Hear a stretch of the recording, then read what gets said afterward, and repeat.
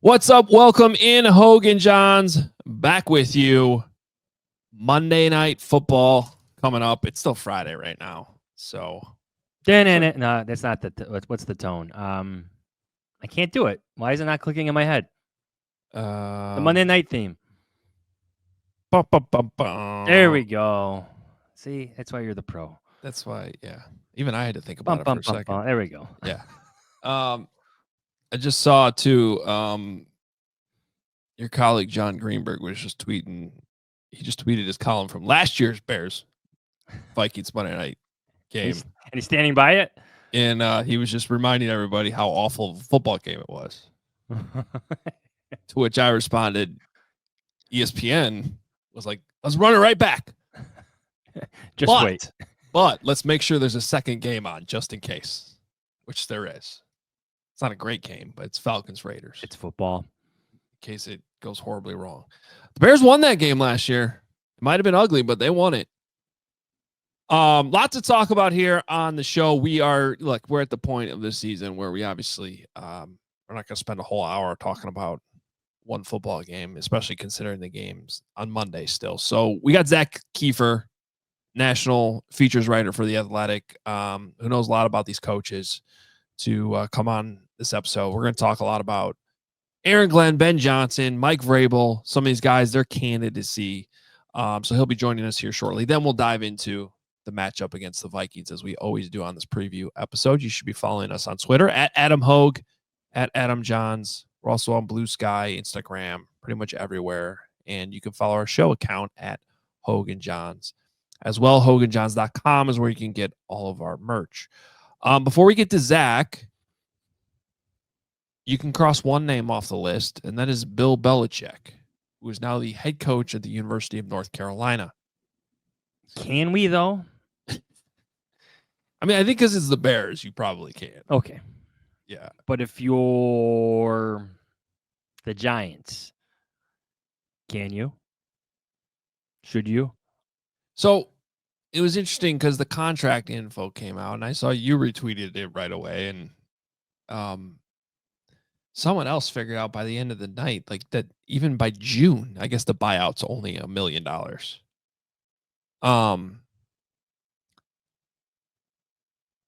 So what exactly is Belichick scheming here? Is what everybody like. No one seems to be buying that he's actually going to be on the sidelines at North Carolina. I would say, I am kind of buying it. Yeah, I know the contract is structured that way. I know that this is going to be like a talking point until like every single vacancy around the league is filled. What about Belichick? Should you talk about Belichick? It makes for great fodder on television and whatnot. And I understand it because he has a history of backing out of deals and like signing napkins to do it. But I'm trying to believe it just because of his family ties. He's got Mike Lombardi leaving television. That dude was everywhere. And now he's going to be his GM in Chapel Hill. He's getting the band back together. Matt Patricia, and Josh McDaniels are joining him. So I'm trying to buy it. Right. And you're not buying it? You're selling? Somewhere in between? No, I am, because I think for all those reasons you just brought up there, I don't think NFL teams are interested in that. Like, I want to have a conversation with Belichick, but I don't want Josh McDaniels to be my OC and Matt Patricia to be my DC and Michael Lombardi to be in my front office. You know what I mean? Like, so I think that, yes, he's probably going to be coaching in North Carolina, but I get it. I get the skepticism because it's this guy who's got an opportunity to break Don Shula's record. And if another team changes their mind and was like, hey, you sure? I would think he would think long and hard about it, to take an NFL job. I just don't know that that's going to happen. I would have thought it already happened. Like, even if you're the Giants and you haven't fired Brian Daboll, maybe you're not going to fire Brian Daboll. Probably should fire Brian Daboll, but what did you think of ESPN's reporting that Bill Belichick and his crew did research on the Bears, and they determined that there was no appetite here from the Bears, and that they would probably go, the Bears being they would probably go with an offensive mind for Caleb Williams. Yeah, not surprised at all. I think the headline there, the thing that matters most is that a group, that includes Bill Belichick, Michael Lombardi, Matt Patricia, and Josh McDaniels came to the conclusion that the Bears are going to probably go after Ben Johnson. Those are pretty strong opinions there, pretty connected opinions. So Ben Johnson might be the favorite right now. I still think it's a missed opportunity. You're talking about just like a fact-finding mission, information gathering, having that conversation with Belichick just to press him for his real thoughts on what's going on with the team. Yeah, but I don't want to even present it like just, we just want to talk to you to get your insight. I think you need to, if you're the Bears who have screwed this up so many times, in part because I think that they've had a closed mind towards certain things. Maybe that was Jim Harbaugh last year. My overall point is you should have a more open mind. And I would have taken Bill Belichick seriously as a candidate. I would have given him the opportunity to convince me. At 72 years old, I'm not done. These guys I'm bringing along can still coach. It's easy, even on Twitter, to be like, I don't want any of these guys. I just said it. But I think you're doing yourself a disservice to not listen to the guy who has 8 Super Bowl rings. Who else are you going to interview that's going to walk in the room with 8 of his 10 fingers with a ring on it? Tom Brady? Well, during the next broadcast meeting, production meeting, he only has 7. True. But to that point, yeah. Tom Brady wants to interview. Now he's an owner of another team now, which is complicating. You get my point though? Like I think having this closed-minded attitude, like, no. We don't need Bill Belichick. We're going to go in a different direction. I just think it's part of the problem. Yeah. Well, I think it goes back to the Jim Harbaugh thing too, and this is what really bothers me about it now, like a year removed from it, is he seems to be the blend of what you want in terms of, well, that leader of men, that CEO type of character with charisma. He's got that down. And he just happens to be an offensive mind as well. Yeah. So he's like would have been your perfect solution for Caleb Williams, like your perfect match for Caleb Williams. And now he's coaching Justin Herbert. You didn't even have a conversation with him. Yeah. It's, yeah, I don't know. It just, the Belichick thing, I think, is different for some reasons, but also it's kind of the same thing. Like, you're just crossing guys off the list for reasons. Let me say this. You don't have the credibility or the success to just be like, nah, we don't have to talk to the most. To cross anyone off your list. Yeah. I guess that's my overall point. So, all right, go Tar Heels. Chapel Bill, I like that. Chapel Bill. Hey, look, man, I find the Colorado thing interesting. I know people hate on Dion. They're going to hate on Bill. I'm here for the entertainment. Do you know how many Colorado games I've had on my TV? A lot. Yeah, it's cool. I'm probably going to have North Carolina games on my TV. I have a Julius Peppers jersey somewhere, actually, in my house. Julius Peppers is a big fan of the move. Yeah. He should be. They just hired the greatest coach of all time at North Carolina. I'm mad that my Badgers didn't think about it. You telling me you could possibly upgrade to Bill Belichick? I would sign up for that. Which school wouldn't? So, all right. Well, we're going to continue this coaching conversation with Zak Keefer, who national feature writer with The Athletic, covered the Colts for a long time before that.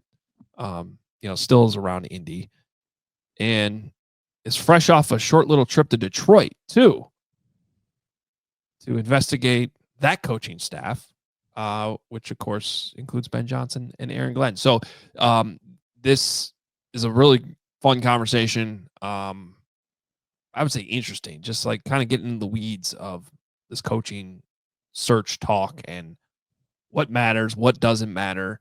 And it seems like when we got to the end of this conversation, because we already recorded this, there's one name that kind of came to the top in talking to Zach. So I think you guys are going to like that.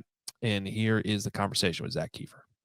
All right, let's bring in our guy, Zak Keefer. You can follow him on Twitter at Z Keefer. Always coming through with some awesome stuff on The Athletic from a national perspective. And, of course, Indy based and has covered the Colts for a long time, too. So with the Bears coaching search starting to ramp up already, because for the first time in the organization's history, they've already fired their coach, which is allowing us to kind of kick all this off early, Zach. We just thought it would be a good idea to bring you in and have some of these discussions. So thanks for jumping on again. No, always happy to join with you guys. Zach, I think the last time we had you on, it was the Matt Eberflus era was just about to begin. It's now over, in case you missed it. Didn't last too long, not even 3 full seasons. First, he has the honor of being the first coach in Bears history to be fired during the season. So I guess my question for you, my friend, is with the benefit of hindsight, did you see this coming? Were there any warning signs for you? You covered him with the Colts, his whole tenure there with the Colts. What do you think of the Eberflus era with the Bears? Yeah, I'll be honest with you guys, and I want to get your thoughts on this as well, because you guys are there every day. I was around Matt Eberflus a lot in Indianapolis and got to know him really well, and I was surprised by the Bears hire. At that time, I was very surprised. The Colts were coming off an embarrassing loss that cost them a playoff spot that year, and the defense was just gashed by this 2-win Jacksonville team. So that wasn't the best parting shot for him in Indy. Matt Eberflus was always a very good technical coach. His defenses were going to play hard. They were going to swarm to the ball, fundamentals, all that coach speak, right? He was going to do that.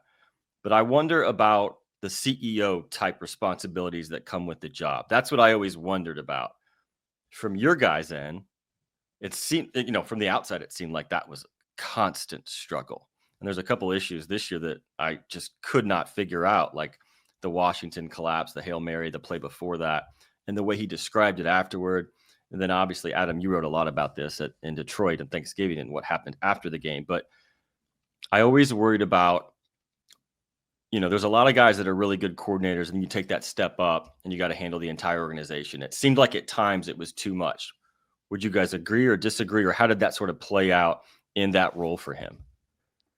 Yeah, I mean, that was a huge struggle. What was interesting, and part of the reason why I love having you on today, because I want to kind of see if we can get into a deeper discussion about this, is, the idea of Matt Eberflus being the CEO type role of coach, I think was applauded, probably including by us, when the hire was made, but not in the sense of we knew he could do it, but in the sense that he was actually embracing that role. And what I mean by that was, he came to Chicago and was like, I'm not going to call the defense. I'm going to spend time, being that CEO type coach, kind of overseeing everything. Whereas the Bears had just come off of the Matt Nagy era, where he was so concerned with the offense and calling plays all the time that it felt like some of those other things were ignored.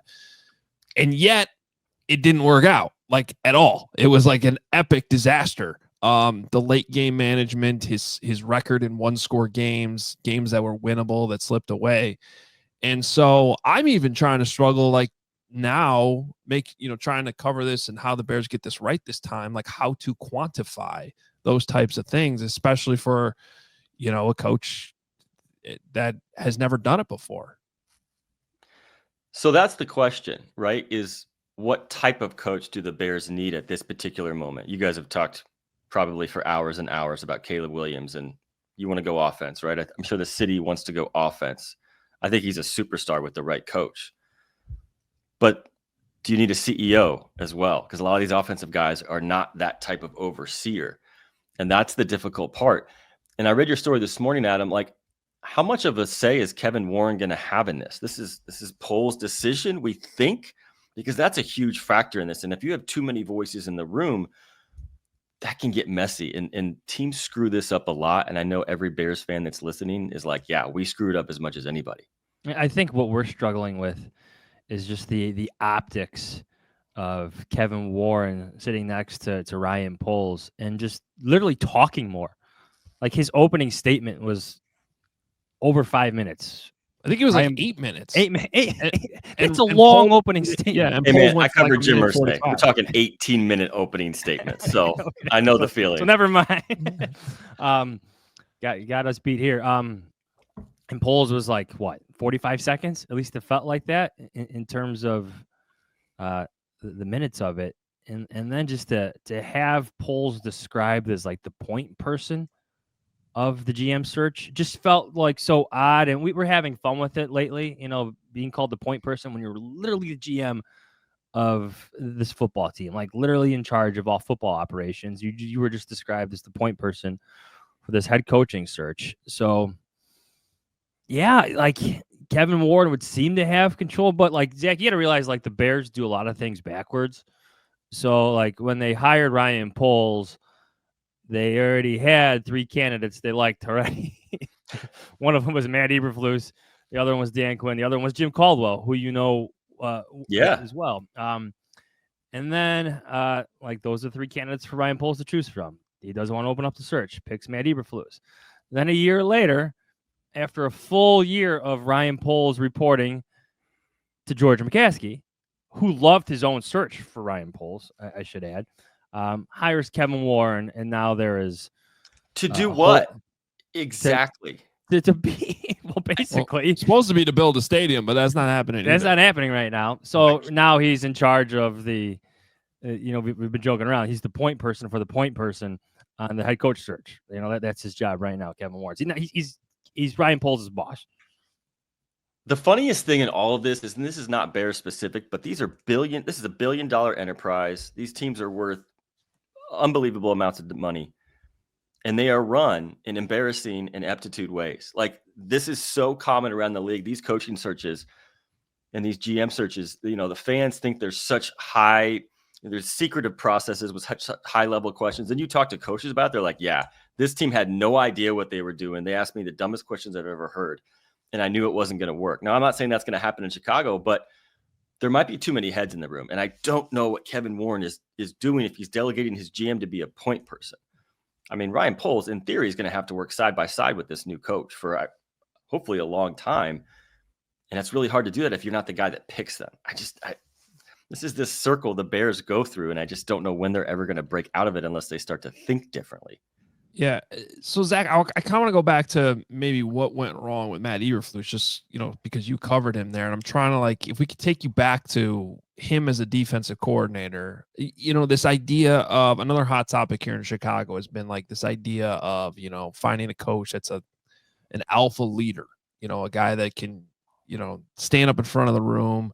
We're seeing guys like Dan Campbell right now. And I know you're just in Detroit, he's obviously that type of guy. Mike Tomlin's obviously that type of guy. But on the other hand, I don't know that Kyle Shanahan's as obvious of a type of guy in that regard. You know what I mean? So it's like every road you kind of go down, I'm struggling to figure out how important is this category when it comes to trying to hire a coach. But when you look at Matt Eberflus, so if you can go back to your days of covering his press conferences, even as a defensive coordinator, did he struggle with the media then? Did he seem reserved in that respect? Was that part of the reason why you were surprised a little bit that he was elevated all the way to NFL head coach? Yeah, that's part of it. It was a very dry press conference on repeat, right? I mean, it was just he was very skilled at saying nothing, and that's fine. That's a lot of coaches. But something you said a minute ago kind of jumped out. We hear this a lot in football circles, command the room, the alpha presence. I never got that sense from him. Now, he's very, very sharp when it comes to football, and he made the Colts defense a lot better. Fans would go crazy because they would give up 19 of 21 completions, but they would force the other team into field goals and win those ugly games. And that's really all that the Colts needed, because they had a better offense for a lot of those years with Frank Reich. But of the two coordinators at that time, I thought Flus was much more apt to be a head coach than the other one. And the other one's been a heck of a head coach in Philly. Now, Philly fans might disagree a little bit on Nick Sirianni, but some of the issues that Sirianni has run into in Philly, running his mouth off a little bit, we could feel that in Indy. But his record right now is remarkable if you look at what he's done in his 4 seasons with the Eagles. Flus was the more polished coordinator, very professional, very professorial almost in a lot of ways. And I wondered about having to control 53 men in that CEO type role. And it doesn't seem like that ever clicked for him there. The question then moving forward is, do the Bears go for a similar type hire, or do they go completely out of off the grid, completely different than what Flus was? But the most stunning thing to me was I always really believed in Flus's football acumen, and I didn't think he would have the game management issues that he did. But I knew it was over not after the Hail Mary, but 30 minutes later when he doubled down on the play before. And I was like, Matt, like, you know better than that. And he also is a guy that thinks really hard about what he says to the media and how much he lets on. Like, he cares about that. Like, I don't think it's an accident the Bears did Hard Knocks this summer and Flus let the cameras into his house. And like, I don't think it's an accident that Flus let Kevin Fishbane into his office this spring or summer to like go over tape. Like, I think Flus was like realizing that, one, his job, the seat's warming up, but also two, like, the perception of him isn't what he wanted. So I think that was probably a purposeful move on his part to sort of get people to see him in a different way. But you can't excuse those calls. And then the Detroit debacle, like, that I just couldn't believe that it was happening in real time. I never thought Flus would be a coach that would make those just inane late game decisions. And then here we were, and the Bears had no choice. Let's stick with Detroit a little bit. You spent some time there. They have Dan Campbell, Coach of the Year candidate. They have Ben Johnson, the hot coordinator candidate, who's going to get any interview that he really wants. It seems to be his decision for that, though. And then they have Aaron Glenn, who I think he deserves to be in a lot of these head coach interviews because of what he's done with that defense. And he seems to bring that same vibe that Campbell brings, that Tomlin brings, that Adams hitting on from earlier. What did you make of your trip in Detroit? And what tips can you give the Chicago Bears for their next head coaching search? Yeah, I was paying attention to this for this very reason, because I wanted to get a feel for both of these guys. And I'm writing about Dan Campbell. He's not going anywhere, but they're not going to be able to keep this staff intact for very long. They're just too good. I mean, what Aaron Glenn's doing with, who knows, like 20 injuries. I don't know. They got 15 guys on IR and they're still winning big games. It's been remarkable. He is what you said. He commands the podium. You believe what he's saying. And we've been in all types of press conferences, right? You can read BS, right? He's not spewing the BS. And I know for a fact that when he interviewed with the Colts a couple of years ago, they interviewed like 12 guys. So they interviewed half the league. Aaron Glenn was right at their top of the list in terms of interviews. Now, they were going to go offense the whole time because they were drafting a quarterback. But if it wasn't just offense, it was Raheem Morris and Aaron Glenn. And those guys really impressed them. Aaron Glenn is a very impressive guy. I think he would do well anywhere. His players love him. The other side is Ben Johnson, which is a completely different experience. He's unbelievably nice. Like, he's the nicest guy ever you've ever seen at a podium. Super sharp. But I just don't know yet until he gets in front of an entire room. It's very different just calling plays and working with Jared Goff every day than it's going to be handling Chicago and all that comes with that job. And again, you're in the same division as Detroit. They're not going anywhere. Minnesota's going to be good with Kevin O'Connell, and the Packers are really good every single year. So, that's something to think about. They're very polar opposites in terms of personalities. And I wonder why Ben Johnson's being so selective. Is it because he wants a quarterback? Obviously, he wants to take a job with a quarterback. The Bears are by far the best job that's available. There's only 3 right now. There might be a couple others. But if you're not going to jump for Caleb Williams, who are you going to jump for, right? I mean, this is dripping in talent. Yeah, it's and again, though, it's just funny, like, hearing you talk about Ben Johnson there. It's how do you differentiate him from the Matt Eberflus experience we were just talking about? If you don't know those things, if it just doesn't jump off the table as much as it might with Aaron Glenn, I think that's what's so fascinating about this, and why. And even when you're talking about the interview, I was actually thinking about this yesterday. I'm like, well, it's like, has a team ever hired a coach that did a terrible interview? You know what I mean? Like, they all interview well at some point. One might interview better than the other, but at the end of the day, they all someone interviewed well at some point to get a job, and then that most of them still don't work out. And how many interviews are? I mean, like, that's not a direct correlation. Like, I don't imagine Bill Belichick interviewing with the Patriots all those years ago like being a great interview, right? He's super dry, but Nick Sirianni's first press conference in Philly was a disaster. It was a disaster, and they were in the Super Bowl 2 years later. So it's not a direct correlation. The one guy I can't keep going back to with Chicago, and I just keep thinking this is going to work because it's not going to feel too big for him. And I'm sure you've talked about him, is Vrabel, right? Like, Vrabel's just going to come in and just, I don't think he's going to be scared by it. It's never going to feel like it's too much pressure. And I feel like there's something to be said for that, because Chicago is a good job, but it's also a really, really challenging job because I said the division. But I also wonder, like, what's the pulse of the fan base in the city right now? Like, they want to get Caleb, right? I'm imagining. Is it Ben Johnson? Is there a camp for Vrabel? Like, what does the city want? Because they've been through this cycle so many times. Well, I think it's interesting what you brought up about the different vibes and energy that you got from Ben Johnson and Aaron Glenn, because like I get it, like winning the press conference isn't anything, but I've always felt this. It gives you a glimpse about how they present in larger groups, right? Like it tells you about their charisma. It tells you about how they can handle difficult things. It tells you how they can handle things at whim, right? To how spontaneous they can be and still be articulate, still be very pointed with their conversations. And sorry, like, I don't know if you have thoughts on that, but one strikes me as the Mike Tomlin type, and the other one, like, I don't know, like everything you just said, I started thinking of Mark Trestman for some reason, just because, Mark Trestman is a really nice guy.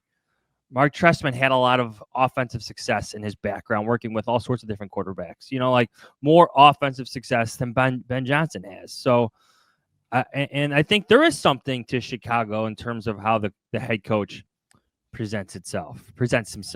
Just look at Mike Ditka here. I mean, I don't know. Your thoughts? It's not everything, but it's something, right? And I think there's something to that, Adam. Like, yeah, like, they don't need to sit there and answer questions from us. That doesn't matter. But they're going to get hard questions, and they're going to get hard questions from the Chicago media. And if you can't handle that, then, like, how are you going to be able to handle your cornerback asking you why he's not getting more snaps or whatever? Like, if you can't handle the difficult situations, and there's going to be difficult situations in Chicago, it's just how it is. It's a tough division. It's a tough city to win in. Like, I think it is a little bit of a window, right? And I never had that charisma feel with Matt Eberflus. Maybe he could command the room. And I know a lot of guys, Darius Leonard, Shaq Leonard, loved playing for him. He had his best year of his career with Flus. But, I think that matters. And I walked away from Detroit, and this was just me being there for 3 days, thinking Aaron Glenn could step in tomorrow and run an NFL team. He's ready. Thinking Ben Johnson is super smart and super nice and super creative, but he's got a loaded offense right now, and he's rolling. But the CEO type responsibilities that come with being a head coach, I don't know yet. He could be Kyle Shanahan, who doesn't have that charisma that jumps off the page, but is an excellent coach. But there's so much unknown there. And with Vrabel, I feel like there's less unknown. I feel like he's going to come in and he's going to kick some ass. And I think that's kind of what Chicago wants to some degree. But again, you have a young, talented quarterback who needs a play caller that's going to lift him up. Well, let's end a little bit on Vrabel then, because, you saw him a lot in the AFC South, and here's the interesting thing about that dynamic, because I agree with what you just said, but this has been an ownership group that since George McCaskey really took over, and probably even beyond that, seems to be a little bit reluctant to the type of guy that might come in there and ruffle some feathers, not be afraid to ruffle feathers from time to time. That seems to me from the outside, I don't know Mike Vrabel that well, but it seems to me like he could be that type of guy, and maybe even why it ended for him in Nashville. is from your understanding, is that kind of what he is? And how do you think that might be a fit, both good and bad, for what this Chicago job has become? Don't you think the Bears need to start to understand that it might be okay to be uncomfortable a little bit? Like you said, I mean, Yeah. you're going Yes. back, like all these hires, like they feel like the same type of hire. This would feel very different. Maybe that's a good thing. Maybe that's time the Bears start thinking a little bit different. If I'm not mistaken, part of the reason Titans ownership wanted to move on from Vrabel was just they didn't feel like he was cutting edge enough on offense. And I'm paraphrasing here, but they didn't feel like they were progressing offensively. I mean, they drafted Malik Willis to be his quarterback. And I was talking to a scout the other day for another story. And like Malik Willis just like didn't study in college, like didn't study the playbook. Like the third round pick, like that's just bad. Like that's just bad personnel move. So, but look, I mean, I watched Vrabel up close and he drove Jim Irsay and the Colts crazy because he consistently won games he shouldn't have won. I mean, he was top 2 in the division 4 out of 6 years. I mean, with mediocre quarterback play and Ryan Tannehill, they had Henry at his peak, but Vrabel's teams beat up everybody in the AFC South. They beat up everybody in the AFC South. AFC South is not the current NFC North. We know that. But I think that might be a good thing. Now, is there too much power ahead of him with what we talked about a minute ago? Kevin Warren, there's obviously Poles, the GM. Ownership is that something that could work? Because it feels like it would be a foreign concept in Chicago, but from the outside, I feel like a foreign concept might be the time to roll the dice and do something a little bit different. Yeah, yeah, that's my case. That's my case. And I have nothing. I'm not like tight with Mike Vrabel or anything. No, I know. It's just that it's a very popular opinion, Zach. It wasn't controversial at all, but it might be controversial inside House Hall, and that might be the problem. There's this clip right now that's like going viral of him and Bears Twitter. Like Bears Twitter is its own separate little habitat in social media, and it's an old Vrabel clip going back and forth at a reporter about Gentry, about losing and how it effing sucks. Yeah. It's just very short, but very emotional about it, very pointed about it. I'm like, oh, I can see why Bears fans like that, because we never heard that from Flus. We never heard that from Nagy. We never heard that from Trestman. Fox said a bunch of gibberish up there. So something different. Zach, great stuff, man. We really appreciate it. By the way, shout out to you for the Calais Campbell story too. I was just taking a look at that. So people, really good stuff. One of the more interesting players in the entire league. Zach writes great features for The Athletic. You should definitely be reading all of them. theathletic.com/Hoge Jahns is where you can go to subscribe if you're not already. And we'll see how this goes, Zach. Maybe we'll be checking in with you at some point again soon. Can't wait to read the piece on Dan Campbell. Appreciate it, guys. Good luck with the coaching search. Thanks, Zach. So, Adam, Mike Vrabel, should the Bears do it? So, there's a lot of reasons why I think he would be a great fit, including that last one we were kind of having some fun with, but it is a real thing. Like, who's going to come in there and be willing to ruffle some feathers? And do it consistently enough. Right. You're doing it this way? No. Like, we're going to do it this way. I'm working on a big project right now where I'm trying to like kind of look at all these different things that matter, all these factors in a coaching search, and trying to figure out which ones, based on both a historical look at coaching searches that have worked out for teams compared to what the Bears have screwed up over the ones that we've covered, which factors end up mattering most? What did the Bears miss on? And I'm still in the middle of all this. But obviously, one of the things that does matter, and I think should weigh heavily, is, are you an offensive coach who can bring stability for Caleb Williams? Like, we can't lose sight of that. And at the end of the day, like, if you were to take the top 8 coaches right now, and I'm sort of doing this in the middle of this project, they're not all offensive coaches, but like 6 of them are. So again, it just comes weighing one thing, certain things over others, and what's the final output. I could see with Vrabel at the end of the day, getting to the bottom, whatever the ledger says, if you're to put a numerical value to it, which is kind of what I'm trying to do here. Okay, so he doesn't get points for being an offensive guy. So what? Everything else outweighs it. I do think he's in the category of guys that might end up being the case. Aaron Glenn could be too. Aaron Glenn doesn't have the head coaching experience though that Vrabel does. So and that's another factor in all of this. I don't know. It's a fascinating conversation, and it's tough because it's like in some ways Vrabel's a known commodity as a head coach, which Ben Johnson's not. But Ben Johnson has the. Does anyone have any doubt that Ben Johnson's going to get the offense going with Caleb Williams? I mean, I feel pretty confident in that based on what I've seen from Ben Johnson. Technically, Mark Trestman did that with Jay Cutler too, so it's tough. Save some of these thoughts, because are you ready? Here comes 3 big questions. So yeah, okay. So with your project in mind here, yeah, okay. All right. So number 1, Brian Flores or Aaron Glenn. Sorry, let's do this again. 3 big questions. Number 1, Brian Flores or Aaron Glenn. I'm going to go Brian Flores because one of the things that I am concluding is that I do think previous head coaching experience matters. But again, like so many of these things, you got to kind of thread a needle because you don't want the retread at the same time. And so it's like trying to identify who's the guy that has proven to be a good head coach. What were the circumstances that ended that? And how willing are they to adapt and change and fix whatever didn't work in that first stop? Versus like the John Fox, who's on his 3rd trip nearing retirement. You know, there is a difference. And was just working with Peyton freaking Manning. Right. Right. You know, and wasn't bringing Peyton Manning with him.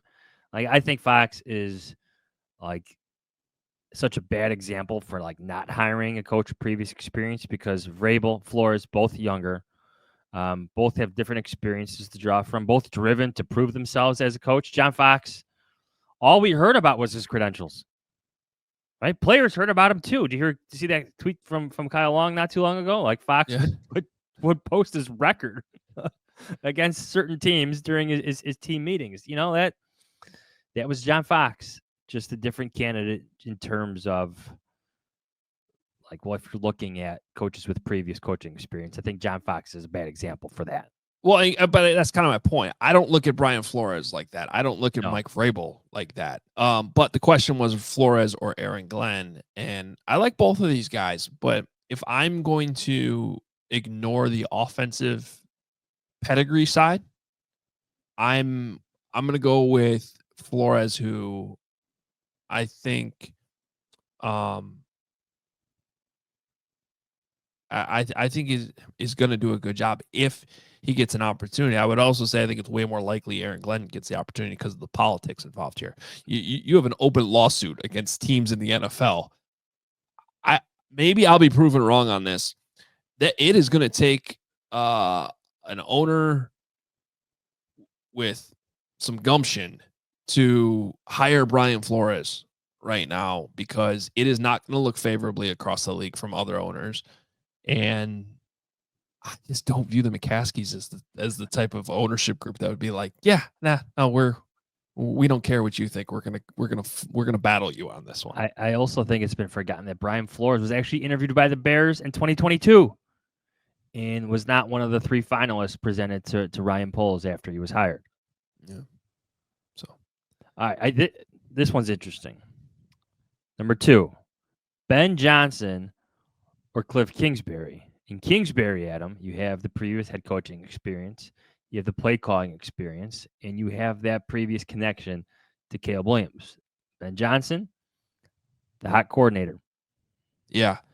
So I'm going to go Ben Johnson here, and it's because if you were to say Brian Flores or Cliff Kingsbury, some of the things I feel good about Flores in getting a second opportunity. I don't feel the same way with Cliff Kingsbury.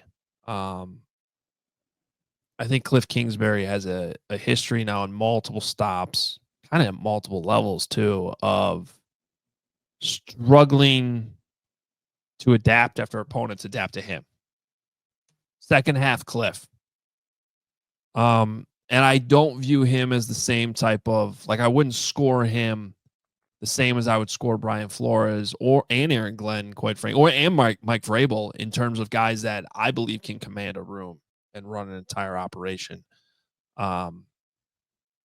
So I still think those questions that linger there are enough that just having the previous head coaching experience doesn't do it enough for me. I'd rather take the chance there with Ben Johnson, those are all unknowns too. But Ben Johnson's now been doing this for 3 seasons at a high level, and it doesn't seem like opponents adapting to what the Lions are doing is slowing them down at all. I think when you look closely at Ben Johnson, and you try to project it, if you look at like Kyle Shanahan, Sean McVay, even Nick Sirianni, like offensive-minded head coaches, if you get that quarterback position working, if you get that quarterback position playing at a high level, Shanahan's done it with Jimmy Garoppolo to Brock Purdy, right? Sean McVay's done it with Jared Goff to Matthew Stafford. Jalen Hurts, he's an MVP candidate every other season with Nick Sirianni. Like, if you get that working, some of the other stuff that kind of happens, like changing defensive coordinators, like different personnel issues, like that's almost okay and acceptable, because you know what you were hired to do here is working with the most important position in sports and the hardest to get right. So if Ben Johnson can provide that, and I'm convinced that Ben Johnson can provide that, then I think it could work. I really do. Some of the things that Zach brought up are, well, I guess, some red flags to me in a sense. I have to learn more about Ben Johnson, but to me, like, if you're projecting an offensive coach, and this goes with Kingsbury too, like if you get that offensive position working with the quarterback, like this could work. But we saw it kind of fail with Kingsbury, right? With Kyler Murray. That seemed to flame out after a while. So something to think about. Yep. But with Ben Johnson's done with Jared Goff, far exceeds what Cliff Kingsbury did with Kyler Murray. 100%. Yeah, that's what I mean. Like that eventually did not work with Kyler Murray, and it has to be seriously considered by teams that interview him. Number 3, Mike Vrabel or Thomas Brown. So this is a tough one, because there is something to be said for continuity, keeping the offense together. But I think it would be crazy to say Thomas Brown in this situation. Because now I'd feel much better answering this question in 4 weeks, by the way. We get a little bit more of a sample size than what we've had. But obviously the first game for Thomas Brown was a dud. Especially after watching what the Rams did to the 49ers last night. Right. Although I would argue that, I don't know how much Thomas Brown should get blamed for the defense not being able to stop anybody when. The 49ers, though, you're right, because I 100% agree with you, because it just felt like the perfect storm for a bad loss for the Bears, now that you look back at it. But the 49ers, like, literally just had a player quit during the game. That was crazy. I was watching some of that this morning. Refusing to play. And that team last week just completely wiped the floor with the Bears, which says something, I think, about how bad the Bears were, like a week after Matt Eberflus was fired. Yeah. So can I answer? Can I give you kind of a tricky answer to this one? Go ahead. Both. Because this is actually a scenario where I wonder is there a world where Vrabel is the head coach and is smart enough to keep a Thomas Brown, because you think about what Zach just told us too about what the downfall was there, and how that in Tennessee they didn't feel like he was getting enough offense, and they weren't efficient. And you could go back to Sheil Kapadia's list of the 10 things he looks for in a head coach. And one of those is just very statistically from a nerdy perspective.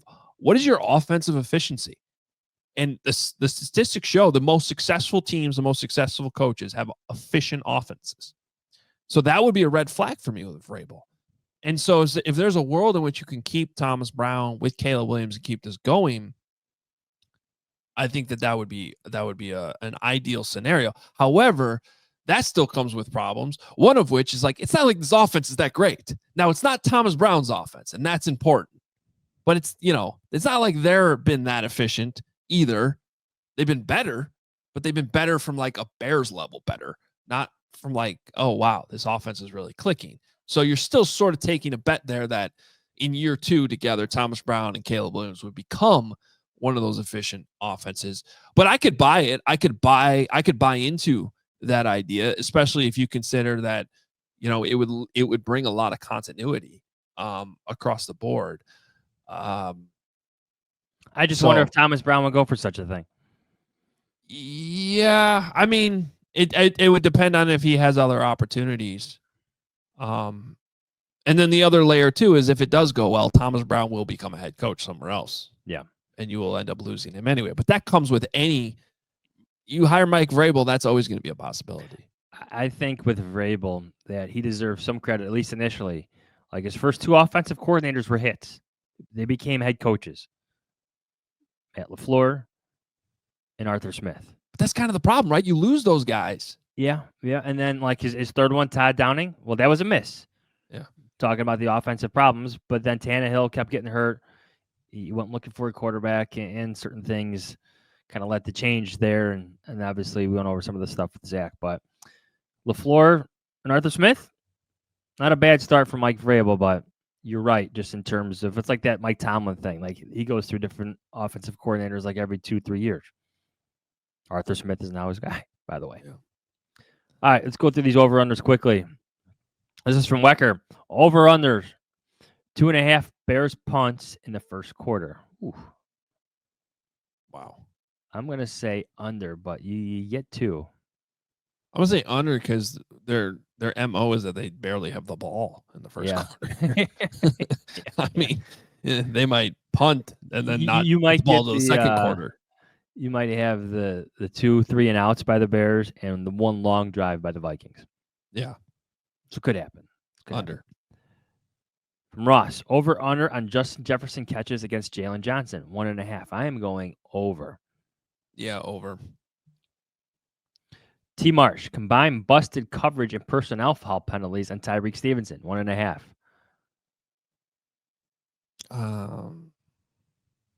Busted coverages are hard to determine sometimes. Sometimes they're obvious, sometimes they're not. But I feel like lately, maybe it's just because we're all watching him more closely, he's been trailing a lot of open receivers.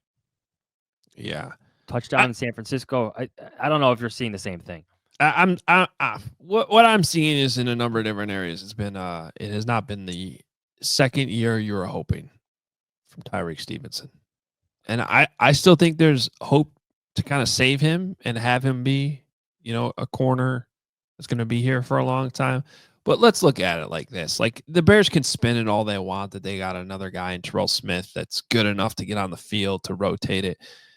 Man, if you got a number 2 cornerback that you are hoping to pay and keep around here in the future, that's not somebody who's rotating. True. It's just not. So, he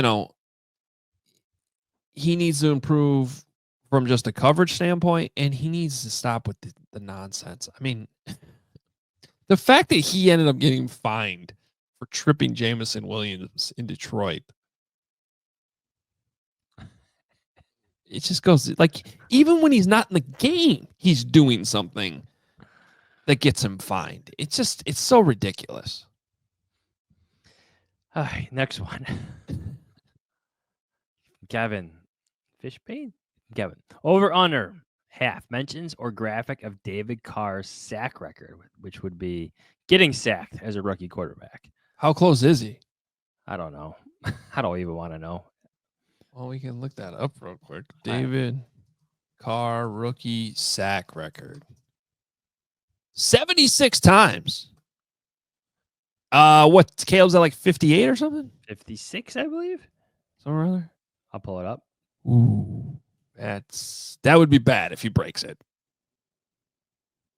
Well, this week would go a long way in determining that, just because of how aggressive the Vikings can be with their pressures. Right. So if you get another 7 spot on him, well, yeah, I think the race is on. I like that one. I'm gonna say over. Yeah. Over 2. From the Quackinator, over under half times, the broadcast crew openly wonders if promoting Thomas Brown and moving him to the sidelines was a mistake after the offense fails to start in another first half.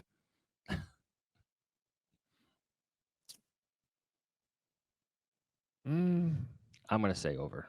You'll get some type of mention about all the change in Thomas Brown going from the press box to the sidelines. You'll get some type of passing mention of it. Yeah, I could see Aikman being like, it's been a lot. It's been a lot. Bearer for Chicago, over under 1.5 times Brian Flores is mentioned as a potential head coach candidate for the Bears. I'm gonna say under, but it comes up once. I agree. You get some type of reference to it. Yeah. From Barry, interesting. Over under 1.5 shots of Kevin Warren during the broadcast. Of course, he played a role in that stadium, that beautiful stadium in Minneapolis, and the Bears are yet to put a shovel in the ground here in Chicago or in Arlington Heights. Yeah, this is a Monday night game. It is the even though there's 2 games going on, it is their A team. And that's the type of broadcast where not only will they might bring up the stadium aspect of it, they'll probably at some point even go into the power dynamics and maybe even mention that press conference. And I think there will be multiple shots at Kevin Warren during the broadcast. Wouldn't surprise me if it's actually like 3 or 4. Yep, I'm going with the over 2. You'll get a couple. From John Fine, cuss words on the voicemail line, 85.5. That might seem like a high number. Kent, I don't know if you want to jump in the chat here. You're the one who edits these every week. I feel like 85 might actually be doable. Whoa, no, he's saying over 100. So Kent's got the over. Way over. Yeah. I'll take the over. Yeah. I guess so. Yeah, I'll take the over as well. All right, last one from Jack Sutton. Over under 9.5 texts from my Packers friends laughing at me when we get clowned on national television. We've been here many times. This is something that you and I have both lived too. Yeah, that's why I'm literally thinking about my own texts. It'll be right around there, though. So I think I've reached a point, and this is probably the saddest part of all this. Yes, I used to get all these text messages. I used to get phone calls, especially after the Packers games. Now I think the rivalry has reached a point where it doesn't even like register with some of my Packers friends, where it's just like, oh, the Bears stink, because the Bears always stink. And I think that's actually worse. Like the apathy in Chicago has traveled 3 hours north to the Green Bay area and everything in between. Yeah. Yeah, I'm going to say over, though, because it's a Monday night game. I'm going under on my end. Okay.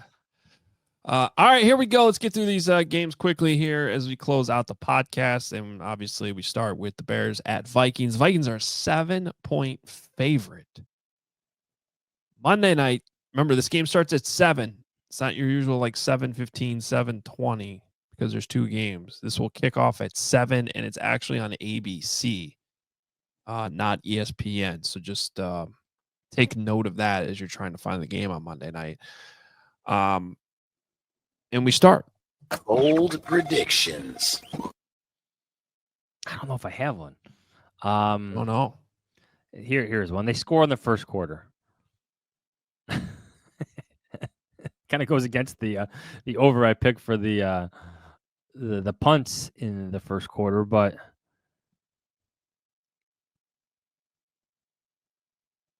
Maybe they scored twice in the first half. Yeah.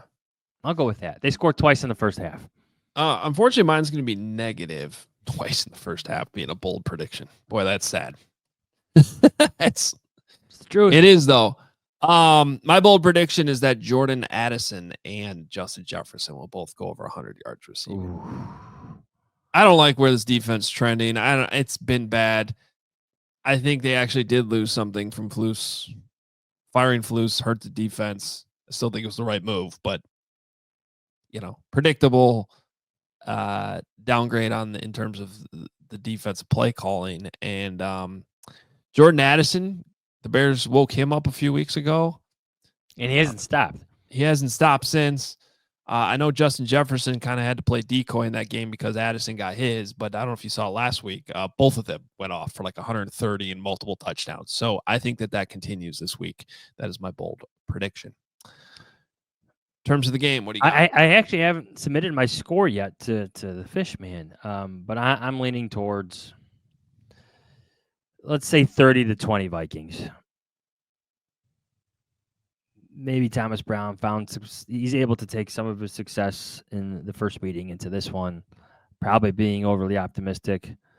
Maybe some of that happens in garbage time, but I'm with you. I'm really worried about this defense. I'm really worried about Kevin O'Connell going toe-to-toe with Eric Washington in terms of play calling.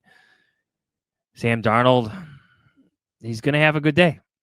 Yeah. How crazy is that? What a story there. So give me the Vikings 30-20 covering the 7 points.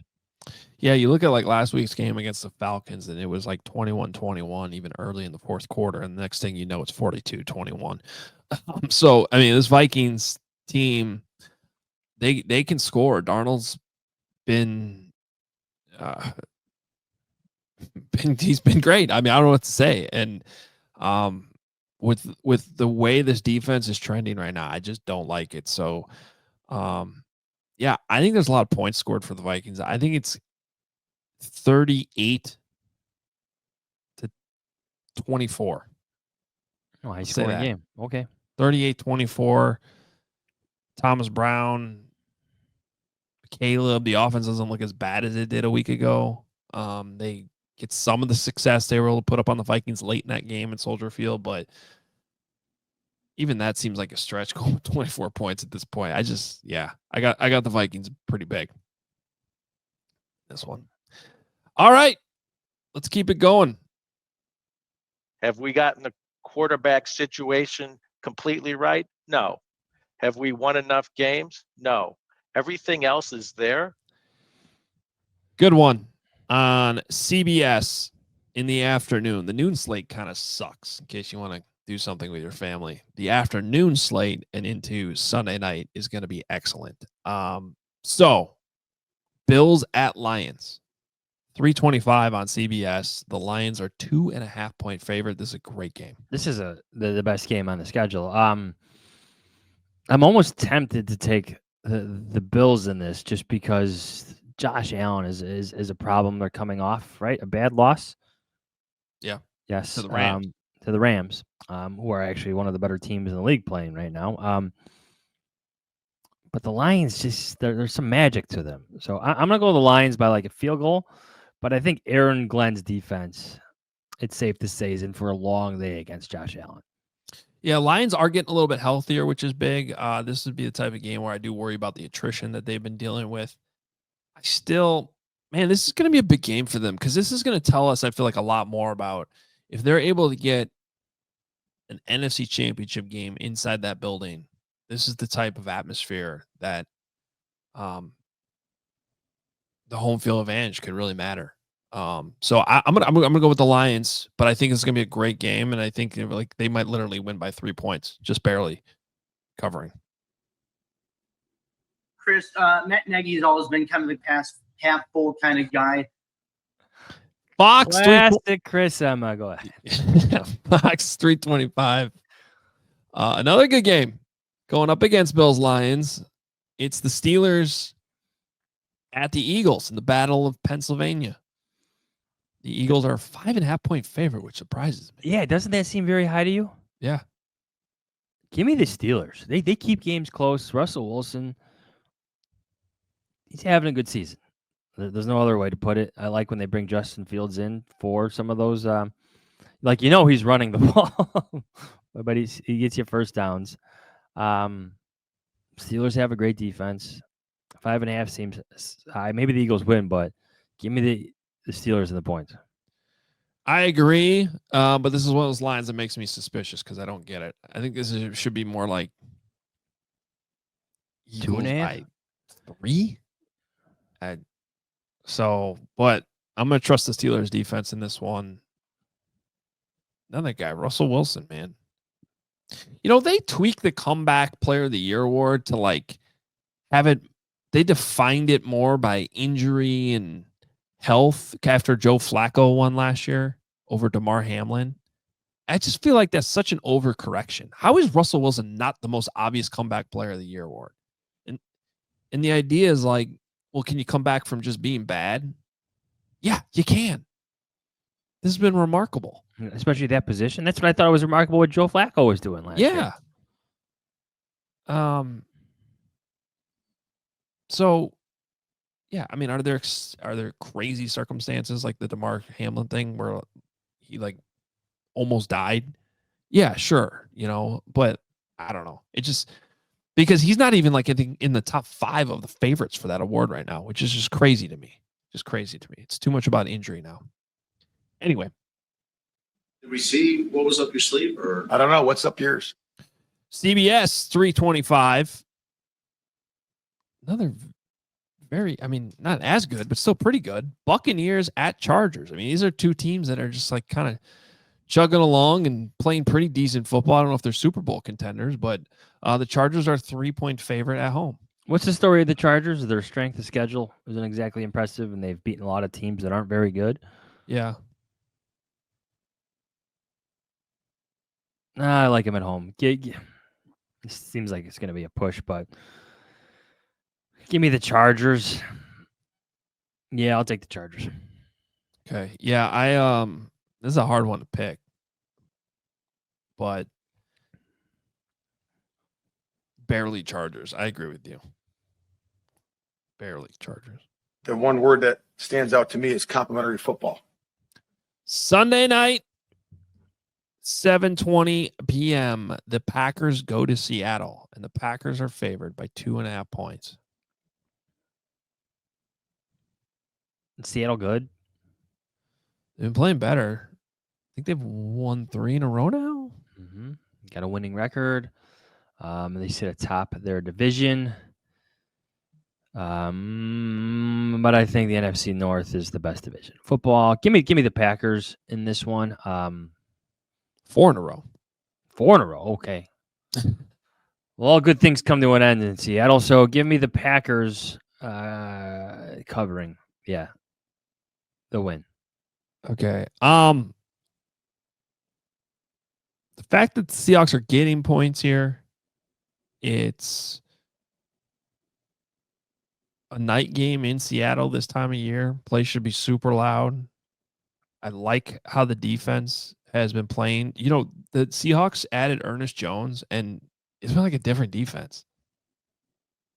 Mike McDonald had Roquan Smith in Baltimore, and it kind of changed things. That kind of feels like the same thing. Like that was like sort of the missing piece. I don't trust Jordan Love still in some of these spots, and so I'm going to take Seattle here, getting the points, and it would not shock me if they pull out the outright win. Okay. Seattle, these Packers Seahawks games. Yeah, well, there's a history here. Yeah, there's definitely a history. All right, and then finally, good job by Equinemius St. John. He's going to get the block. Monday night, opposite of the Bears game, 7:30 ESPN. The Falcons are 4-point favorites at the Raiders. Falcons. I don't think the Falcons are very good. I don't understand all the benching Kirk Cousins talk. I don't think they're ready to do that. But the Raiders are the worst team in the NFL right now. Yeah. It's weird, though, because they seem to like play hard at times, and they just still find a way to lose. They're 2-11. I don't like this game. I'm glad I won't really have to watch it. but Falcons, I guess, win by like 6 points. So, do we just agree on every game? No. Oh, no, we picked disagree. Seattle. I picked the Seattle. Packers. Yeah. All right. Good show. Thanks to Zak Keefer for coming on. And you should definitely be checking out everything he's writing in The Athletic. Of course, Johnsy and Fishbane and the whole crew as well. We will be back on Tuesday because the game's on Monday. So we will recap the game with our usual Monday morning episode. It'll be Tuesday morning. Okay, so be looking for that live on YouTube on Tuesday morning at 9 a.m. Central. Otherwise, enjoy your weekend. Enjoy your Sunday, being able to watch some football. Enjoy the game on Monday night. We'll talk to you on Tuesday. See ya.